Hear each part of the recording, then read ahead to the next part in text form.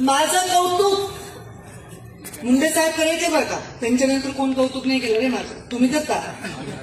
मुंडे साहेब विचारायचे पंकजा आली का, भाषण कसं केलं, कशी चालली, कशी बोलली, माझ्यासारखी आहे का, माझ्यासारखी बोलते का.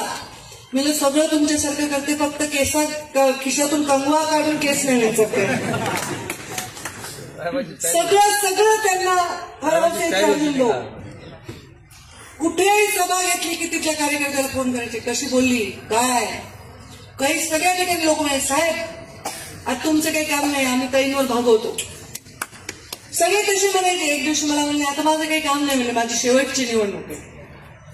एकदा म्हणली, दोनदा म्हणली, तीनदा म्हणली. म्हणलं बाबा सारखं सारखं असं का म्हणायला तुम्ही शेवटची निवडणूक आहे.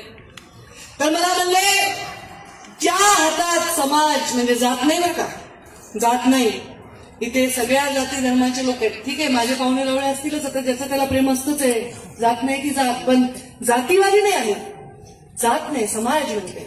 ज्या समाज ज्या हातात द्यायचा आहे ते हात तयार झाले. आता मला काही टेन्शन नाही, मी माझा पुढची निवडणूक लढणार नाही, मी रिटायर होणार आहे, मी तुझ्या घरी येऊन राहणार आहे, तू म्हणणार म्हातारा खोकायलाय, मला त्रास झाला, अशी गंमत करायची माझी, आणि मला ती सेवाच करायला नाही मिळाली.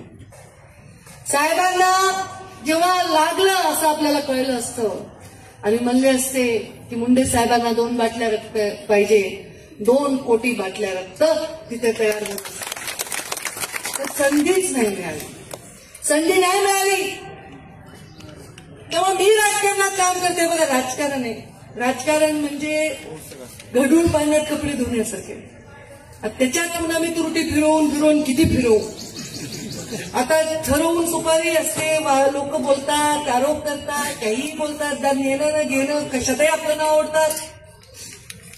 पण मी राजकारणात का आहे हे सगळ्यात त्यांनी ऐकावं. जे खोटं बोलतात, आरोप करतात असे लोक असतात जगात, त्यांनी ऐकावं. ज्यांचं स्वतःच्या वडिलांवर प्रेम आहे आणि ज्यांनी स्वतःच्या वडिलाला गमावलंय.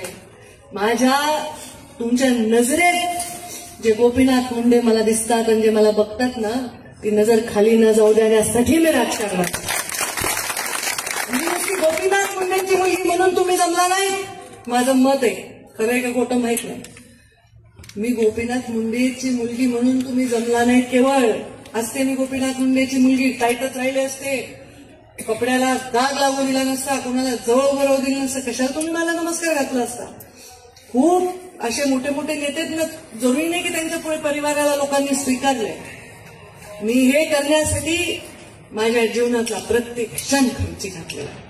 साहेब जिवंत असताना देखील एक क्षण असे अनेक गेले जिथे साहेब एकटे पडले होते, तेव्हा मी एवढंसं लेकरू का होईना साहेबांच्या खांद्याला खांदा लावून भांडत होते. घाबरत नव्हते, कुणाच्या बापाला घाबरत नव्हते. आताही मान करते मी, अर्जुन भाऊ करते, हिकमत उडाना तर अरे हिकमत भाऊ, पण मान करेन, पण मी घाबरत नाही.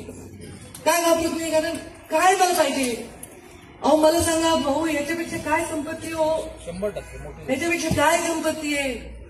मला काही देशातलं मोठं पद जरी दिलं आणि कुणी मला तिकडे विचारायला गेले ना, कोणी धक्काबुक्की नाही झाली, धिंगाणा नाही झाला, ओरडायला नाही झाला, तर काय करू ते पदाचं नाही, लोणचं घाल का.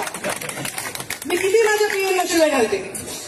तुम्ही नीट वळण लावत नाही, तुम्ही लोक मला तुडवतेत, माझा पाय सुटतेत रात्री, माझी ओढणी फाटकी, माझ्या केस सोडते. आत्ताच केस दाखवले मनोजला मी, उपटलेले एवढे मोठे हातात.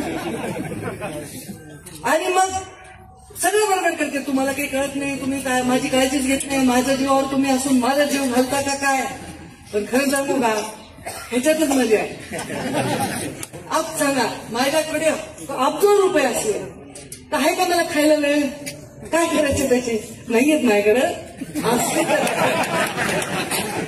असले तर काय करू त्याचं सांगा, काय करू शकतो. किती सोनं लॉकर भरून जरी कुणाकडे असलं तर काय करायचं, ते घालून घरात बसलं कुणीच बघणार, काय करायचंय.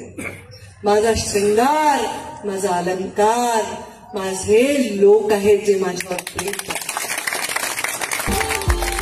Subscribe now and press the bell icon. Never miss an update.